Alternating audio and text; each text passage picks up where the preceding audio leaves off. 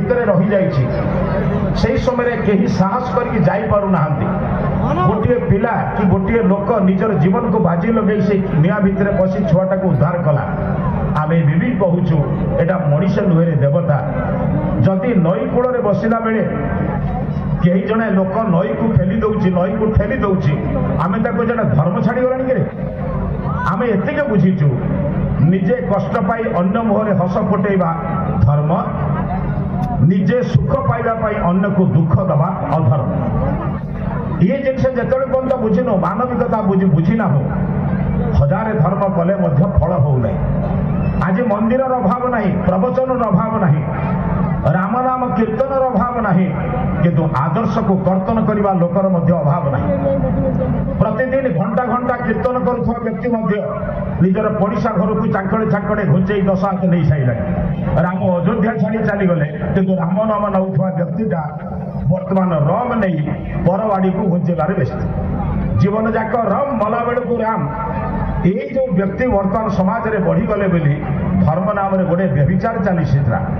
आज प्रवचन बढ़ी आज कीर्तन बढ़ी आज मंदिर बढ़ी किंतु मनीष संख्या बढ़ी अमनीष संख्या बढ़ी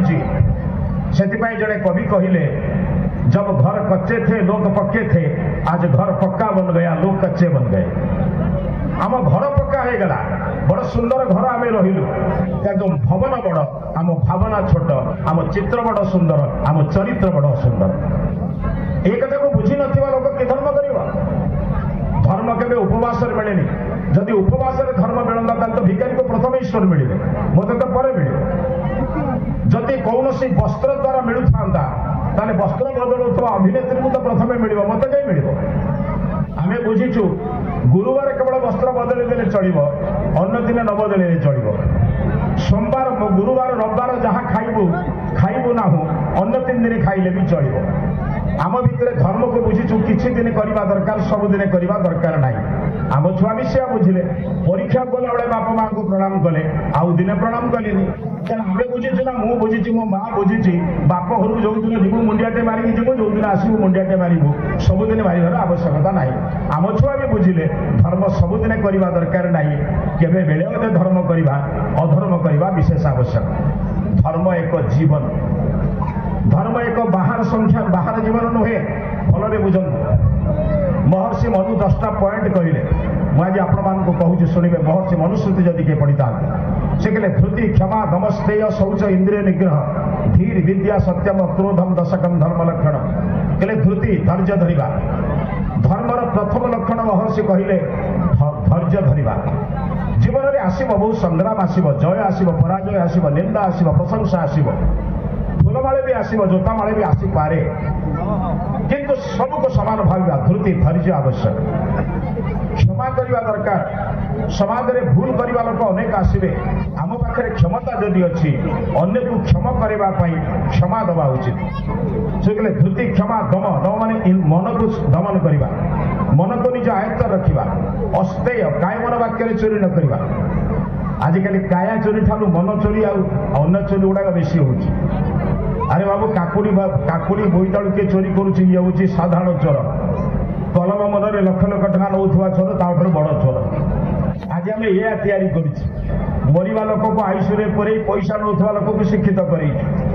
40% काम कर 100% बिल करुवा लोक को आम शिक्षित करूँ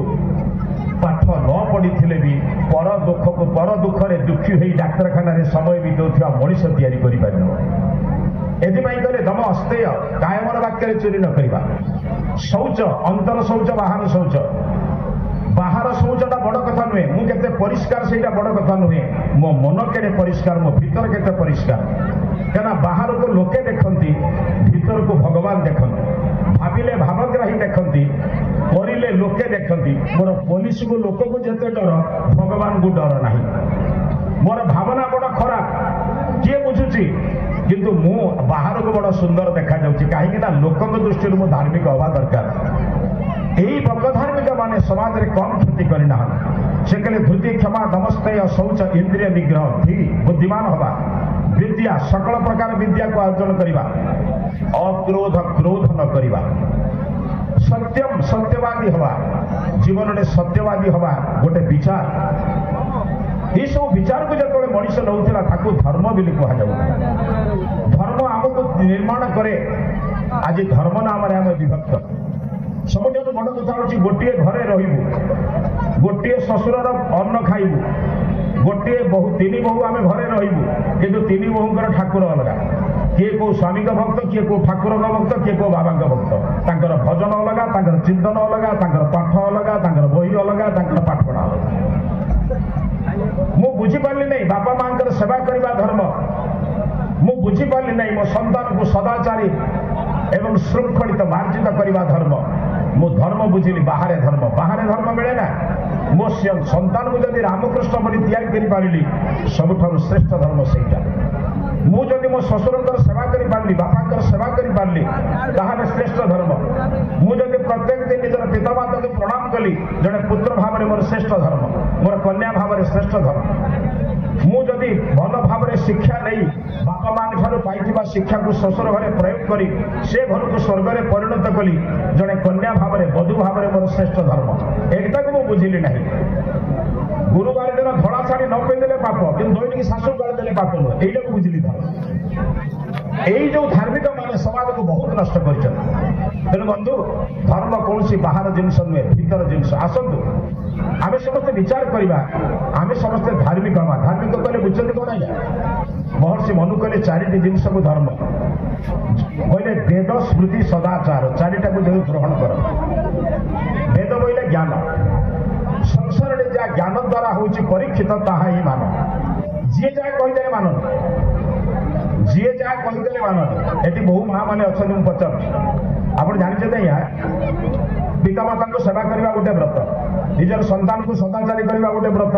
व्रत करा जाए ना पिंधा जाए आया व्रत करा जाए ना पिंधा जाए कौन आया कहूना बड़ बाटे आप देखिए समस्ते पिंधि बुझे से कहीं करेंगे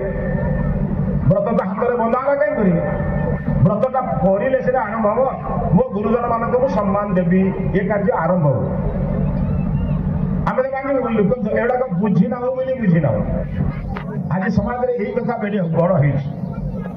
आगे जानते गोटे उदाहरण दूसरी ज्ञानपूर्वक कर्म केमती साहाय्य करे एवं अल्प दिन तले आप माणबसा ओषा करेंगे माणबसा ओषा बलराम दास तीन कथा समाज को शिक्षा पाई संस्कारवादी थे सी संस्कार पाई तीन काम करते नंबर 1 लक्ष्मी चंडाल घर को जाई मंदिर को आइले बलभद्र जगन्नाथ को कहले तो स्त्री चंडाल घर को जाई मंदिर को आसुची ताकू कह चंडाल घर गले मंदिर आसबनी मंदिर गले चंडाल घर को जीवनी जगन्नाथ लक्ष्मी सपक्ष में पदे कही सत्वे बड़ भाई कथा रहा ना जगन्नाथ कथा रहा बड़ भाई बलभद्र कथा रहा ना जगन्नाथ कथा रहा या बड़ भाई कथा रहा जो दिन हम माँ मैंने बड़ भाई कथा मानवे ना से घर के भांगे ये तक स्वामी की नहीं अलग जी बड़ भाई मला गला पचारे कौन शिखिले गोटे पानी बोतल पठे ये अच्छी नंबर 2 आपण मान को पचार बाबू जो पुरुष बंधु मैंने बसते से कहूँ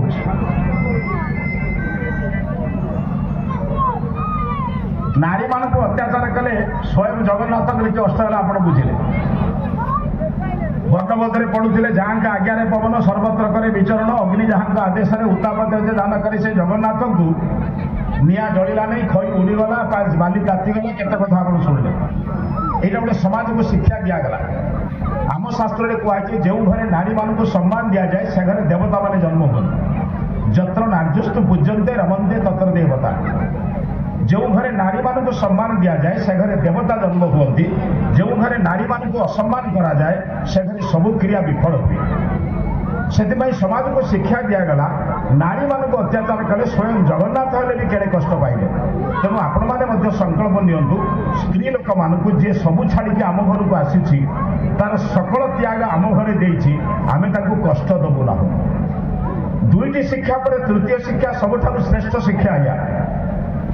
जगन्नाथ बलभद्र जो चंडाल घर पाई लक्ष्मी को बाहर करते बुली बुली से क्या घरे खाइले से चंडाल घरे खाइले समाज को शिक्षा देले जाति प्रथा नाम लोक विभक्त करना मनीष को मनीष भल पाओ धीरे धीरे केवे चंडाल घरे जदि मु खाऊची तमे जगन्नाथ को जदि मानुछ जाति प्रथा मान ना किंतु आमे चंडाल घर आमे गुरुवार सर उषा करू किंतु हरिजन को पिंडा को उठे दौना ताले जगन्नाथ भक्त तो आमे ये तीन संस्कार कथा बुझेगा धार्मिक लोक मैंने विभिन्न प्रकार द्वारा विभिन्न परिवेश द्वारा हमको शिक्षा समाज में छोटिया छोटिया कथा बुझा से कहले वेद माने ज्ञानपूर्वक काम कर स्मृति स्मृति ग्रंथ मनुस्मृति याज्ञवल्क्य स्मृति स्मृति माने कौन कि जो विधि आ निषेध अच्छे कौन करवा उचित कौन न करवा उचित सत्य कहवा उचित मिथ्या कहवा उचित नुहे गुरुजन मान सम्मान दवा उचित गुरुजन मान कष्ट दवा उचित नुहे गोटे कथा को विधि में कहुए निषेध में कहुए एक कथा करवा उचित एक कथा न करवा उचित समाज को बदलवाई लोक मैंने बहुत नीति आदर्श कथा कही बाबरे जीवन में गोटे काम कर घर भितर केवे गुरुजन मान को दुईटी काम कर प्रत्येक मनुष्य जोड़िए काम यही जोड़िए काम से करुला बोली से धर्म केवे विनाश हो नथिला पारिवारिक धर्म जीवन धर्म शिक्षक धर्म नारी धर्म पुरुष धर्म प्रत्येक धर्म नष्ट हो नथिला जोड़िए काम बुझिले आज्ञा जोड़िए काम मन रखु जी मते आनी मु तांकु मरिबा पूर्व मारिबी नाही मु जहाँ को आनी से अशिक्षित चरित्रहीन व्यभिचारी व्यभिचारिणी कराइबी नाही जोड़िए धर्म बुझिपारे तो मते जी आनी मोर बापा माँ मरिबा पूर्व मारिबी नाही मृत्यु पर्यंत सेवा करी आज बापा माँ भाग होती बाप दीटा पुओ आज बापा माँ चारि पुओ माँ गोटे चारिटा पुओ को खाइबा दे पारुला आज चारिटा पुओ गोटे माँ बाप को खाइबा दे पारना ये धर्म आउ देखा आज्ञा मंदिर में पूजा वस्त्र पिंधा माला चढ़ा बेसी आजिकल तो ठाकुर को चोरी फूल गुड़ा बेसी भल लगे घर फूल गुड़ा कम भल लगे क्या बुझेबे किंतु बापा माँ भाग बापा सान भाई पाखे माँ बड़ भाई पाखे जदि बापा माँ भर जड़े कहीं मरीगला आहरी दुख जानुआरी बड़ भाई पाखे सान भाई पाखे फेब्रुआरी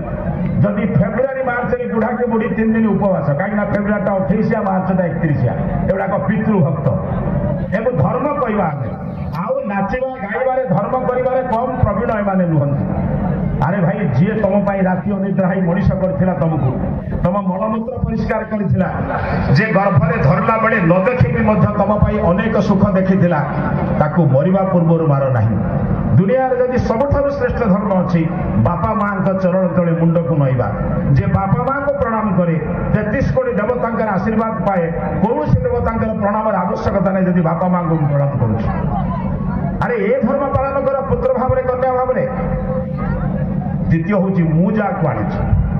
मोर पुत्र मोर कन्या मोर जेते काम था जदि मो पुत्र मो कन्या व्यभिचारी व्यभिचारिणी होगला दुष्ट होगला समाज रखीगला मद्यपी होगला भ्रष्टाचारी होगला मु जेते बड़ लोक है कौन हम मोर पुत्र कन्या मान चरित्र द्वारा मु निंदित समाज को गोटे दिग्दर्शन देवा पूर्व मुझे कंस रावण तैयारी करदे आसतु जोड़िए धर्म पालन करवा पितार धर्म पालन करवा पुत्र धर्म पालन करवा पुत्र धर्म हूँ बापा माँ को केवे मृत्यु पूर्व सेवा वंचित करी नहीं पितार धर्म हूँ मो संतान संतति मानू मुझे चेष्टा करी सदाचारी सदाचारिणी कराई यही विचार जो मनुष्य भितर आसो मोर विश्वास पाठ आमको शेष में कौच वेद स्मृति सदाचार सत लोक मान आचरण को देख आम भितर बहुत सत लोक अच्छा खोजा पड़े स्वच्छ प्रियमात्मन निजक जहाँ भल लगुच अन्य प्रति ताहा प्रयोग कर निजक जहाँ भल लगुना ताहा अन्य प्रति प्रयोग कर ना युधिष्ठिर संवाद आपण शुणी युधिष्ठिर भाई मैंने जो पढ़ी अचेत ही युधिष्ठिर गले यक्ष समान प्रश्न पचारा संसार में धर्म क्या कहते से कहले धर्मर सार कथा कोई सूर्यताम धर्म सर्वस्व श्रुत्वा चैव अवगम्यताम कौन धर्मर लक्षण कहले आत्मन प्रतिकूलानि परेशान न समाचरित निज पाई जहाँ प्रतिकूल पर प्रति प्रयोग करना जदि मते नमस्ते कले भल लगुच मु लोक देखिले सागे सागे नमस्ते करी अपेक्षा करेंगे ना माँ मते नमस्ते कले मुझे नमस्ते करी मुझे आगे नमस्ते करी ना अरे भल कामटा मो ठार आरंभ हो आज मनीष भावी ଭାବୁଛି ସିଏ ମତେ ନମସ୍କାର କଲାଣି ମୁଁ କାହିଁ ନମସ୍କାର କରି ସେ ବି ଚୋର ତୁ ବି ଚୋର ଅସୁବିଧାଟା କଣ